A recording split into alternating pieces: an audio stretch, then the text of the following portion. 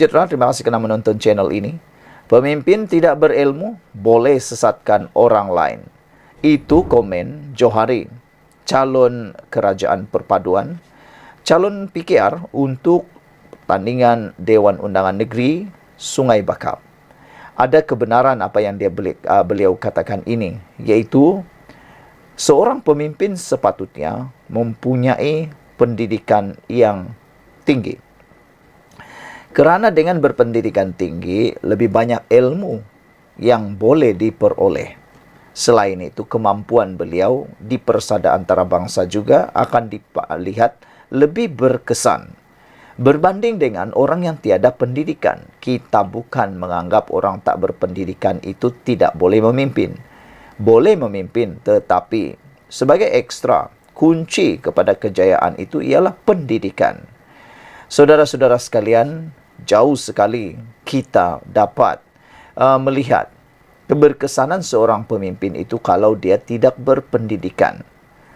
Dunia ini memang tidak dapat menafikan siapa yang berpendidikan akan dipandang lebih tinggi, lebih mulia berbanding mereka yang tidak mempunyai pendidikan. Sudah pasti itu Anda tak boleh nafikan. Jadi benarlah kata Johari, pemimpin tidak berilmu boleh sesatkan orang lain.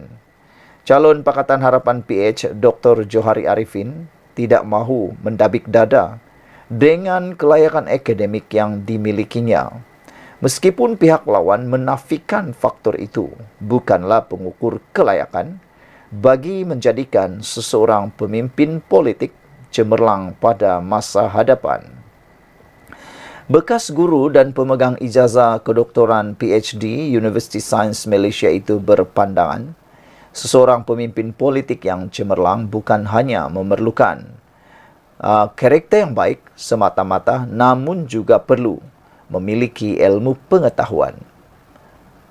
Katanya, elemen itu penting kerana jika seseorang pemimpin itu tidak mempunyai ilmu, dikuatiri dia mampu menyesatkan orang lain. Di antara ciri-ciri seseorang pemimpin, antara perkara yang penting adalah ilmu. Siapa yang boleh menafikan perkara itu? Semua kita tak boleh menafikannya. Bila karakter sudah ada, perkara seterusnya adalah ilmu. Kalau dia tidak ada ilmu, dia boleh menyesatkan orang. Sebab itu pada saya, manusia ini bukannya bodoh, tetapi dia jahil dan kita kena ajar dia sampai jadi pandai. Katanya pada sidang akbar selepas menyantuni pengamal media di Pusat Sebaran Maklumat Nasional Sungai Bakap di sini pada Ahad. Beliau berkata demikian ketika diminta mengulas kenyataan Ketua Pengarah Pilihan Raya Perikatan Nasional PN Datuk Seri Muhammad Sanusi Maknur pada Sabtu yang mendakwa kelayakan akademik tidak boleh dijadikan pengukur kelayakan bagi menjadikan seseorang pemimpin politik cemerlang pada masa hadapan. Sanusi sebelum ini berkata ramai pemimpin politik di negara ini tidak mempunyai kelayakan akademik tinggi, namun mampu menggalas tugas dan memberikan perkhidmatan terbaik kepada rakyat. Kita nak tahu jugalah siapa yang dimaksudkan oleh Sanusi ini. Siapa pemimpin politik yang tidak mempunyai kelayakan akademik tinggi yang dimaksudkan oleh Sanusi itu? Siapa? Kalau ada, tolong senaraikan. Kita nak tahu siapa orangnya, di mana tempatnya, di mana kerusinya. Malah Menteri Besar Kedah itu berkata terdapat pelbagai faktor lain menyebabkan kelayakan seorang menjadi pemimpin politik yang berkesan. Sebelum ini, kelayakan akademik calon Perikatan Nasional Abidin Ismail dipersoal banyak pihak. Berikutan kelulusannya tidak dipamerkan pada poster calon berbanding calon Pakatan Harapan Johari Arifin yang memiliki kelayakan PhD.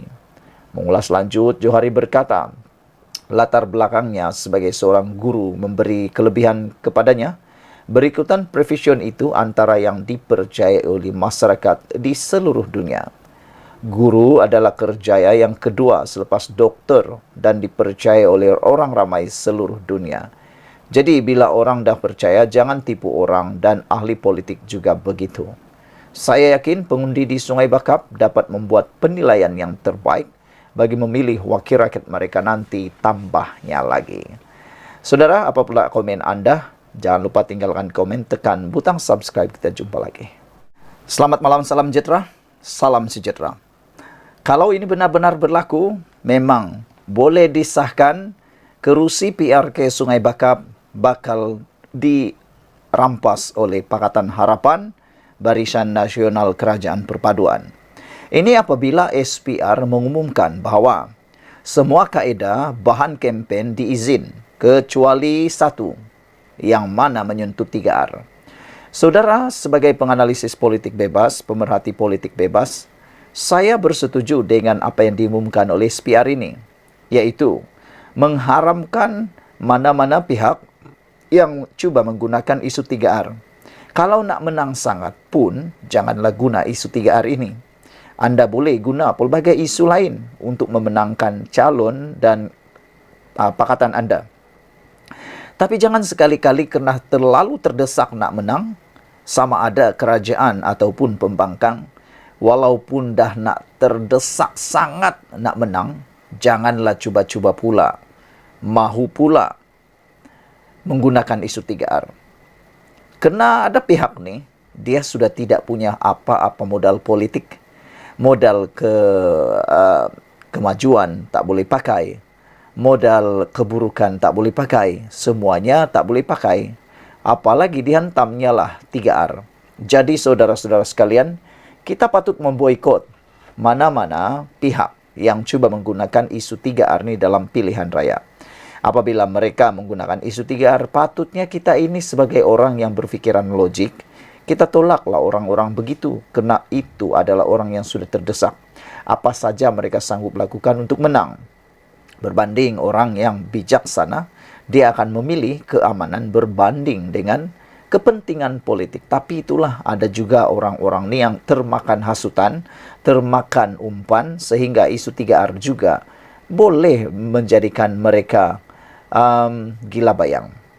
Suruhanjaya Pilihan Raya hari ini membenarkan apa saja kaedah dan bahan kempen dilakukan pada pilihan raya kecil DUN Sungai Bakap. Kali ini selagi ia tidak melanggar peraturan ditetapkan. Timbalan Pengerusi SPR Azmin Syarom berkata, kempen calon dan pihak yang terlibat mestilah tidak menyentuh isu 3R, iaitu raja, kaum dan agama. Semua kaedah dan bahan kempen adalah dibenarkan, selagi mana ia tidak mengembangkan perasaan jahat, tidak puas hati atau permusuhan, atau berunsur perkauman dan menyentuh sensitiviti keagamaan, termasuk menyentuh isu 3R, serta tidak melanggar peruntukan Akta 5 dan undang-undang lain yang berkaitan, katanya dalam kenyataan hari ini. Ia dikeluarkan sejurus selepas SPR secara rasmi menerima 2 pencalonan untuk pertandingan di Sungai Bakap pada 6 Julai depan. Proses penamaan calon itu berlangsung di Dewan Serbaguna Jawi, Nibung Tebal. Untuk rekod, Sungai Bakap adalah satu daripada 3 kerusi Dewan Undangan Negeri DUN yang terletak di kawasan Parlimen berkenan. 2 lagi Dewan Undangan Negeri ialah Sungai Aceh dan Jawi. Kata Azmi, sesuatu lambang simbol bendera parti politik calon yang bertanding, sama ada berdaftar secara rasmi atau tidak, namun memberikan sokongan atau bersekutu dengan calon terbabit, dibenarkan untuk dipamerkan. Katanya, ia boleh dipamerkan secara bersama atau berasingan. Tiada had ditetapkan kepada gambar bagi parti politik yang bertanding dan gambar pemimpin parti politik berkomponen atau gabungan dan pakatan pada bahan kempen pilihan raya. PRK Sungai Bakap diadakan berikutan kematian penyandangnya Nur Zamri Latif. Sekian dulu untuk kali ini. Jangan lupa tinggalkan komen anda. Jumpa lagi. Bye-bye. Salam sejahtera. Ini jawapan terkini Speaker Dewan berkait dengan 1 kerusi Dewan Undangan Negeri di Selangor. Adakah kerusi Parti Bersatu di Selangor itu juga akan dikosongkan? Kerana baru-baru ini Azmin sudah pun menghantar notis pengosongan kerusi terhadap ahli Dewan Undangan Negeri Hulu Klang selepas beliau dipecat serta-merta dan menyokong Anwar Ibrahim. Kata Speaker Dewan Undangan Negeri Selangor, dia memberikan keputusan ini Saya sedang meneliti notis kekosongan kerusi Dewan Undangan Negeri Selat Kelang. Oh, bukan Hulu Kelang, tapi Selat Kelang, kata Speaker Dewan Undangan Negeri Selangor. Speaker Dewan Undangan Negeri Dun Selangor, Lau Weng Shan, akan meneliti terlebih dahulu notis bertulis kekosongan luar jangka kerusi Dun Selat Kelang sebelum membuat sebarang keputusan. Weng Shan berkata, menerusi Undang-Undang Negeri Selangor, keputusan itu perlu dibuat dalam 21 hari dari tempoh menerima notis berkenan serta memaklumkan kepada Suruhanjaya Pilihan Raya SPR. Saya perlu meneliti dokumen yang diberikan dulu, tapi buat masa sekarang, saya tiada apa-apa untuk diulas, kata beliau.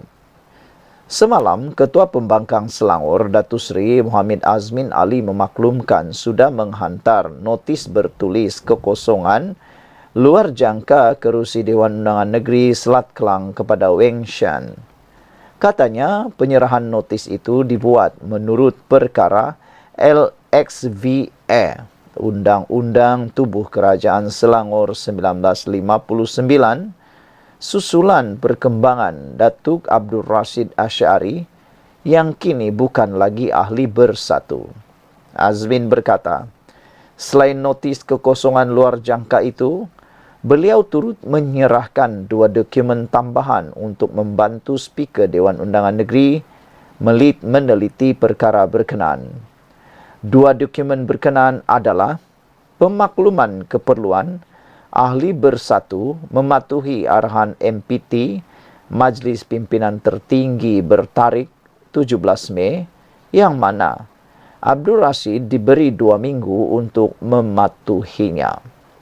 Malangnya setelah tamat tempoh itu, beliau gagal dan ingkar, maka 12 Jun lalu bersatu mengeluarkan notis pemakluman bahawa keahliannya terhenti serta-merta jelasnya.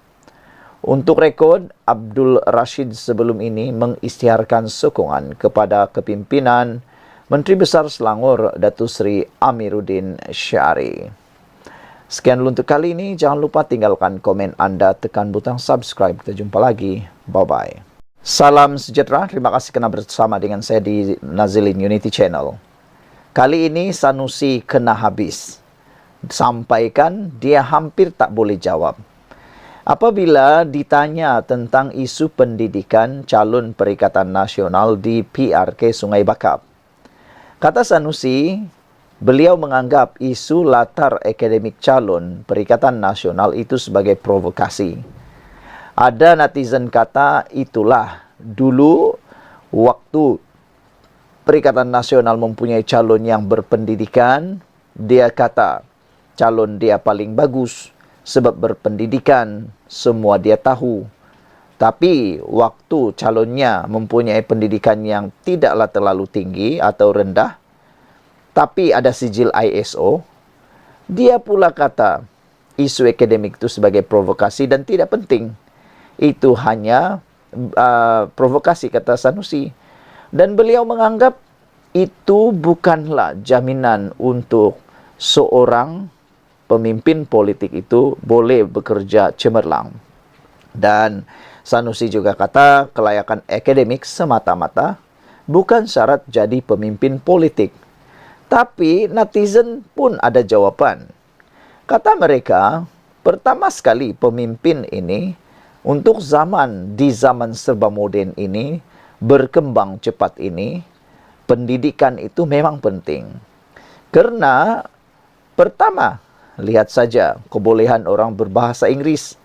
Apabila anda jadi pemimpin politik, terutamanya jadi YB, tak kiralah adun ke, ahli parlimen ke, anda akan banyak berjumpa dengan orang asing yang menggunakan bahasa Inggris. Bagaimanalah seseorang yang tidak mempunyai akademik itu dapat bercakap langsung dengan para pemimpin dari luar negara? Selain daripada itu, isu-isu berkaitan ekonomi dunia, kalau tak ada pendidikan langsung, memang tidak dinafikan boleh memahami, tapi lebih sukar untuk memahami. Bagaimana mahu memahami ekonomi dunia? Speknya terlalu besar. skopnya terlalu besar. Bagaimana dia mahu mengerti tentang isu-isu ekonomi, undang-undang, pentadbiran dan sebagainya kalau pendidikannya tak terlalu tinggi. Seorang daripada netizen dalam ruangan komen cuba menjawab soalan ataupun jawapan Sanusi ini apabila dia kata, Sanusi anggap isu latar belakang akademik calon PN sebagai provokasi dan kata Sanusi, kelayakan akademik semata-mata bukan syarat jadi pemimpin politik.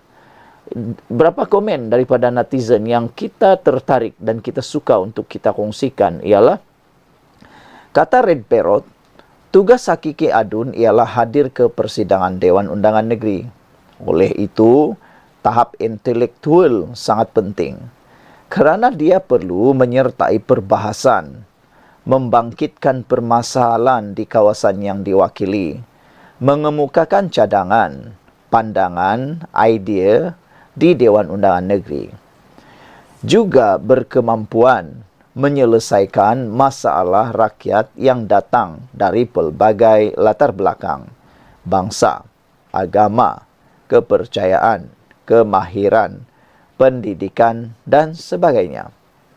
Jika setakat ada sijil ISO di mana tahap intellectual question dia untuk memahami perkara-perkara berkaitan dengan ekonomi, keuangan, perancangan bandar dan sebagainya di kawasan yang diwakilinya yang sudah tentu bergantung kepadanya, kata Red Parrot. Ada kebenaran apa yang beliau kata ini. Jadi, apa pula jawapan Sanusi? Wan Khalid pula mengatakan, patutlah pemimpin-pemimpin Perikatan Nasional ni banyak yang tak boleh pakai katanya. Susah memahami perkara-perkara seperti yang dikatakan tadi. Ada ahli parlimen, ada adun daripada Perikatan Nasional ini yang dah pencen, yang hampir pencen dan sebagainya, sampai rakyat tak boleh harap, kata beliau. Dan ada calon yang tak tahu apa-apa, kata beliau lagi. Saudara-saudara sekalian, menurut daripada laporan ini, diasak bertubi-tubi dengan soalan berkait kelulusan akademik calon pembangkang. Pengarah Pilihan Raya Perikatan Nasional Muhammad Sanusi Maknur beranggapan ia adalah pertanyaan bersifat provokasi. Bagaimanapun, dia yang juga Menteri Besar Kedah itu menjelaskan bahawa calon Perikatan Nasional Abidin Ismail merupakan calon rakyat yang bersesuaian dengan kawasan di Sungai Bakap. Katanya, Abidin merupakan bekas pegawai khas wakil rakyat sebelum ini, iaitu Allahyarham Nur Zamri Latif. Ini calon rakyat. Dia duduk buat kerja dengan wakil rakyat sebelum ini, katanya lagi. Pegawai khas Abang Zam, dia duduk buat kerja. Tu, katanya kepada media selepas proses penamaan calon. Terdahulu, SPR mengesahkan pertembungan 1 lawan 1 di kerusi berkenan, iaitu di antara Abidin dan calon PHBN Johari Arifin. Sanusi ketika ditanya bagaimana jika dibandingkan kelulusan pendidikan di antara kedua-dua calon, Sanusi menegaskan, ramai orang yang gagal dalam politik walaupun memiliki latar pendidikan tinggi.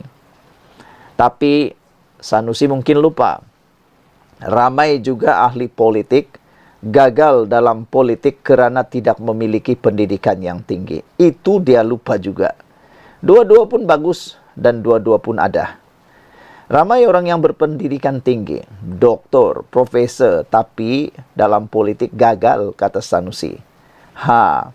Politik bukan duduk di pejabat macam kita kerja dalam pejabat. Sebaliknya, kena turun ke bawah untuk mendekati macam-macam isu. Kena faham sosiopolitik, sosioekonomi dan macam-macam, kata Sanusi. Tapi netizen kata, dia faham ke? Calon yang tak berpendidikan tu faham ke apa tu sosiopolitik, apa itu sosioekonomi, apa itu keuangan, apa itu perbankan, apa itu perancangan bandar dan sebagainya, kata mereka. Tapi kata Sanusi, soal akademik bahagian lain tak membantu pun, kata Sanusi. Yang ini ramai kecam Sanusi. Kata mereka, siapa kata akademik tak membantu? Akademik sangat membantu.